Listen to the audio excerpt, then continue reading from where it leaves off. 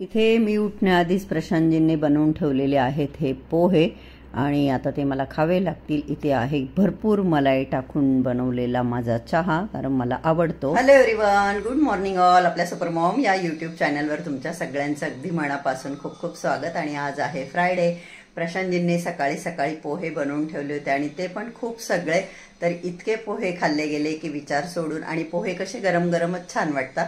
Actually आधी देवांची पूजा वगैरे मग खायला पाहिजे, पण आज असं झालं की आधी पोटोबा मग विठोबा, कारण ते 1-1.5 तासानंतर खाल्ले असते तर एकदम असे दडस होऊन गेले असते। मला पोहे गरमागरम आवडता म्हणून इच्छा नसताना मला ब्रश केल्या केल्या मग मी पोहे खाऊन घेतले। आणि मग त्यानंतर मी घर झाडू मारला, पोछा मारला, डस्टिंग केली, घर क्लीन केलं, आंघोळ केली, थोडीशी अशी छान रेडी झालेली आहे। आणि आता मी करणार आहे देवांची पूजा। प्रतीक बाहेर गावी गेलेला आहे, पुण्याला गेलेला आहे तो। तर हो, मागे आरू सारखंच एका ताईंनी कमेंट केला होता की का जातो सारखा पुण्याला। तर हो, काही गोष्टी ज्या त्याला करायच्या आहे कामाच्या संदर्भात, त्या ऑन द वे आहे असं मी म्हणेल आणि त्या कारणाने त्याला जावं लागतं, तर तो गेलेला आहे। तर चला, मी कपड्यांचं मशीन पण लावलेलं आहे। आता देवांची पूजा करून घेते आणि मग बघते आता पुढे काय करेल ते मी तुमच्याशी शेअर करेल। आणि छान अशी माझी इथे पूजा करून झाली। नैवेद्याला मी आंबा ठेवलेला आहे, घरच्या शेतातला पिकलेला आहे तो, ग्रीन कलरचा जरी दिसतो। आणि हे प्लांट मला आता इथेच ठेवायला आवडतं। हे ओरिजिनल आहे, हे आर्टिफिशियल आहे बाय द वे। पूजा वगैरे काल करून झाली आणि बिचारी आई, मी बहिणीच्या घरी होते तर ती तिकडे आली, कारण आमचं काम होतं तिकडे जरा, म्हणून आई पण तिकडे आली होती। तर मग प्रशांतजींना मे बी 2-3 दिवसात परत जावं लागणार आहे नाशिकला किंवा सिन्नरला। तर मग मी आईला आग्रह करत होते की आई चल 2 दिवसासाठी तू पण मग परत ये। तर ती आधी हो म्हटली, परंतु नंतर परत ती बोलली नको, कारण की ती आई माझ्या भावाची अशी दुर्घटना होण्याआधी आईच्या त्यांच्या घराच्या शेजारीच पांडुरंगाचं मंदिर आहे, विठ्ठल रुक्माईचं मंदिर आहे। आई गेले 6-7 वर्ष तिथली पुजारी आहे असं म्हणायला काय हरकत नाही। पण ज्या वेळेस असं झालं मग तेव्हापासून आईने पूजा करणं बंद केलं होतं। आणि समोरच एक लाड म्हणून फॅमिली राहतात, तर त्या वंदना बहिणी त्या करत होत्या। पण मध्यंतरी त्यांना काहीतरी गावाला जायचं होतं, मग त्यांनी आईला विचारलं की तुम्ही करता का? तर आई हो म्हटली। तर मग आई आता परत करायला लागली आहे पूजा, पण मग आई ती पूजा करते बुवा। तसं त्या वंदना बहिणींना सांगितलं असतं तर त्यांनी 2-3 दिवस करून घेतली असती, पण रविवारी दिंडी येणार आहे सिन्नरला, तर त्याच्यामुळे आई आधी हो म्हटली। आणि नंतर तिला अचानक आठवलं की रविवारी दिंडी येणार, तर आई बोलली नको, देव येणारे, दिंडी येणारे, नको म्हणे, येईल नंतर कधी।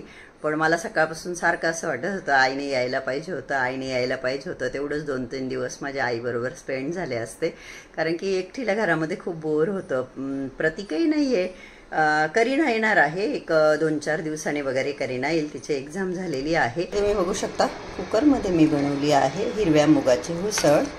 तिला मी फक्त कांदा, लसूण, जिरं, मोहरी आणि लाल तिखट टाकलंय। आणि आपल्याला जर खूप पातळ वाटली तर थोडंसं शेंगदाण्याचं कूट 1-2 चमचे टाकून आपण ती उकळवून घेऊ शकते। तर छान अशी माझी इथे मुगाची उसळ बनून तयार आहे। ही तर काल आणलेल्या कैऱ्या, जी की पूर्ण नव्हती पिकलेली, म्हणजे आंबा नव्हता झाला पण कच्ची पण नाही आहे आणि खूप गोड लागतात, म्हणून मी इथे एक कैरी म्हणूया की आंबा म्हणूया, अर्धवट पिकलेला असा हा आंबा कट करून घेतलेला आहे मला खाण्यासाठी, कारण की मला खूप आवडतात आंबट गोष्टी। जे कपडे सुकताय ते वाळत होते ते काढायला गेली, तर हे बघा एकच लेडीज स्विमिंग करते आणि चक्क तिला स्विमिंग करताना बघून माझी खूप अशी इच्छा झाली। मी विचार पण केला 1 मिनिटासाठी की जायचं का स्विमिंगला, आणि तेवढंच बारीक बारीक पाऊस सुरू झाला, छान वाटतं। तुम्ही बघू शकता फ्लोर ओलं आहे, आत्ता पडायला लागला आहे पाऊस इथून, परंतु मी म्हटलं नको। आणि वटपौर्णिमेच्या दिवशी मी तुळस आणली बघा, तर मी म्हटलं आता त्या वृंदावनमध्ये लावून देऊ ती।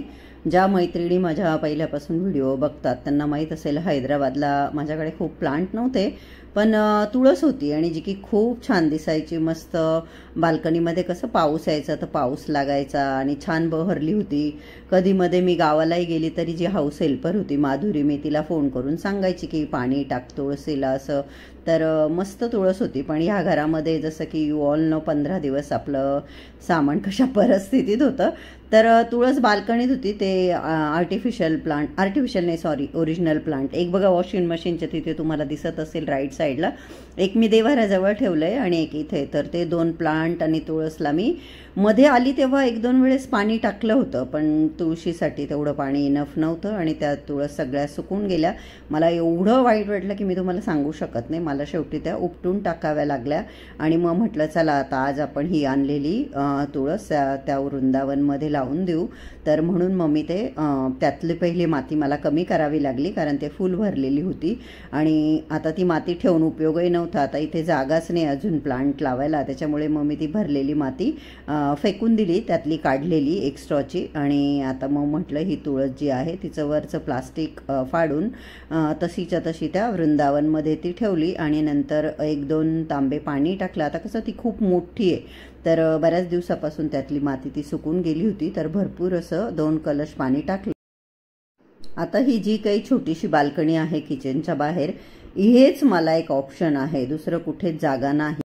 बाल्कनी दाखव सांगा. ही बघा, हे इथे मशीन ठेवलेलं आहे आणि ह्या मशीनवर इथे सर्फची पावडर, बाकी मग ते कॉलिन, फिनेल, व्हाईटनर, त्यानंतर ही बकेट आहे जी आत कपडे टाकून मी तिकडे घेऊन जाते वाळत घालायला. हे एक छोटूसं प्लांट आहे. ह्या पिशवीमध्ये लसणाची जुडी बांधली जी की माझ्या माहेरवरून आलेली आहे. ती जी ब्राऊन कलरची पिशवी आहे ना, तिच्यामध्ये रिकाम्या प्लास्टिकच्या पिशव्या आहेत ज्या मी ओला कचरा ठेवायला छोट्या डस्टबिनला वापरत असते. आणि इथे हे 1-2 डस्टिंगचे कपडे आहेत आणि हा मॉप आहेत पुसायचा. तर आत्ता ही माती सांडली माझी, नाही तर हे क्लीन असतं. तर बस ही बघा, ही आपली एवढी 3-3.5 फूट असेल ही जागा, आय थिंक का 3च असेल तेवढी इथं ही बाल्कनी आहे. गाईज, मी वेअर केलेला आहे चष्मा बिष्मा, कारण की आज आहे फ्रायडे आणि बऱ्याचदा असं होतं थर्सडे आहे, फ्रायडे आहे आणि मग मला इच्छा होती कधी गुरुवारी मी स्वामीचरित्राचं वाचन करते. तर आज फ्रायडे आहे, शुक्रवार आहे, तर माझ्या मनात आलं की चला आपण दुर्गा सप्तशतीचा पाठ करू. पाठ म्हणजे एक पूर्ण पुस्तक, त्याच्यामध्ये आधी पण बऱ्याच गोष्टी आहे. अर्गला स्तोत्र, हा photo by the way me stick केला आहे, माझ्याकडे होता खूप सुंदर देवीचा, तर मी तो फोटो पण स्टिक केला आहे. तर अर्गला स्तोत्र, देवी कवच, असं आधी बऱ्याच गोष्टी आहे आणि नंतर 13 अध्याय आहे आणि 13 अध्यायानंतर पण अजूनही बरंच काही आहे. तर मी first page to last page असं संपूर्ण हे पुस्तक वाचते. साधारण 1.5 तास वगैरे लागेल मला. तर आता मी दुर्गा सप्तशतीचं पारायण करून घेते, म्हणून मी जरा ओढणी वगैरे घेऊन माझा चष्मा वगैरे लावलेला आहे आणि आता मी वाचनाला सुरुवात करत आहे संध्या.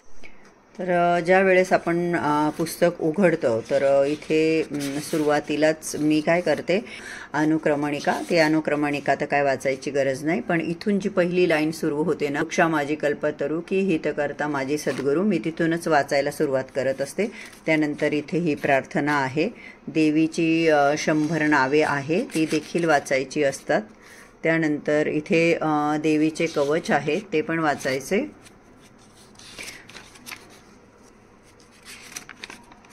त्यानंतर इथे तुम्ही बघू शकता अर्गला आहे, ओम नमः चंडिकाय अर्गला, ते देखील आपल्याला वाचन करायचं आहे त्याचंही. त्यानंतर इथे देवी किलक आहे त्याचेही वाचन करायचे. तंत्रोक्त रात्री सूक्त त्याचेही वाचन करायचे. त्यानंतर इथे देवीचे अथर्व शीर्ष आहे ते देखील आपण वाचायचे आहे. इथे आहे फलश्रुती आणि त्यानंतर मग अध्याय पहिला सुरू होतो. तर दुर्गा सप्तशतीमध्ये 13 अध्याय आहे आणि 13 अध्यायांच्या पुढे काय आहे तेही मी तुम्हाला दाखवते. देवीचे 13 अध्याय वाचून झाल्यानंतर हे बघा, इथे आहे देवी सूक्त, इथे सुद्धा देवी सूक्तच आहे.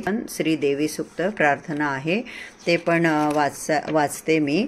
म्हणजे मी जसं म्हटलं, मी शेवटच्या पानापर्यंत वाचन करत असते. तुम्हाला दाखवते मी काय काय आहे. हे बघा, क्षमापणा आहे पुढे. त्यानंतर इथे आहे सिद्धकुंजिका स्तोत्र. म्हणजे बऱ्याचदा मैत्रिणींना काही प्रश्न असतात कुठून कुठपर्यंत वाचायचं, तर हे बघा इथे पण श्रीसूक्त आहे. त्यानंतर पुढे मी तुम्हाला दाखवते, इथे फलश्रुती, इथे श्री सूक्ताची फलश्रुती आहे. श्री अन्नपूर्णा स्तोत्र आहे ते देखील वाचायचं आहे. त्यानंतर इथे मत्स्य पुराणातील देवी मातृका आहेत ते देखील वाचायचं आहे. आंबेचा जोगवा आहे हे देखील वाचायचं आहे. आणि मग त्यानंतर लास्ट पेजवर आहे देवीची आरती, ती तर मी करणारच आहे. ज्याला खरोखर आवड असते काहीतरी करण्याची असं मी का म्हणते तुम्हाला सांगते. रात्रीचे आता 9:45 वाजले आणि आमच्या इथे एक योगा रूममध्ये एक लेडीज योगा करते लेफ्टला ब्लॅक ड्रेसमध्ये, तुम्ही बघू शकता. आणि राईटला जे पब्लिक बसले ते म्युझिक रूम आहे. म्युझिक रूम म्हणजे हे सिंगिंगची प्रॅक्टिस करतात. मला अक्षरशः आता स्वेटिंग होते कारण मी 45 मिनिट्सपासून वॉक करते. डिनर नंतर आले. माहीत नाही आज आमच्या इथे ना कधी जात नाही, पण लाईट गेलेली होती, बराच वेळापासून लाईट नव्हती. आणि मग मी डिनर वगैरे करून आवरून मग आली वॉक करायला. अजून 15 मिनटं वॉक करणार आहे मी. 1 तास कंप्लीट वॉक करायचा आहे मला. तर त्या योगा रूममध्ये एक लेडीज आत्ता योगा म्हणजे एक्सरसाइज करते ती मॅटवर. आणि त्यानंतर ते सिंगिंग रूम जिथे मी रोज बघते काही लोक बरेचसे सिंगिंग प्रॅक्टिस करत असतात. आता माझी सिंगिंग काय बेटर नाही तर मी पण कधीतरी गेले असते. तरी पण एखाद्या वेळेस जाऊन बघू. हवा आहे, पाणी आहे, स्विमिंग पूल आहे इथे शेजारी. पण चालून चालून मला गरम होतं आहे. तर सध्या मी एक्सरसाइज तर नाही करत आहे, परंतु हो ट्राय करते जेव्हा मला वेळ मिळेल तेव्हा. आणि वॉकला आल्यानंतर मी कमीत कमी 1 तास तरी वॉक करते. तर आत्ता 1 तास वॉक करायच्या हिशोबानेच खाली आली आहे. प्रशांतजी घरातच होते, त्यांना म्हटलंही मी चला, पण ते नाही म्हटले, मोबाईल घेऊन बसले होते. मी बहिणीशी बोलले बराच वेळ आणि मग आता म्हटलं चला तुम्हाला दाखवू की बघा असं काही नसतं. वेळ म्हणजे शक्यतो कुठलेही एक्सरसाइज असो, योगा असो, सकाळी केलेलं बेटर.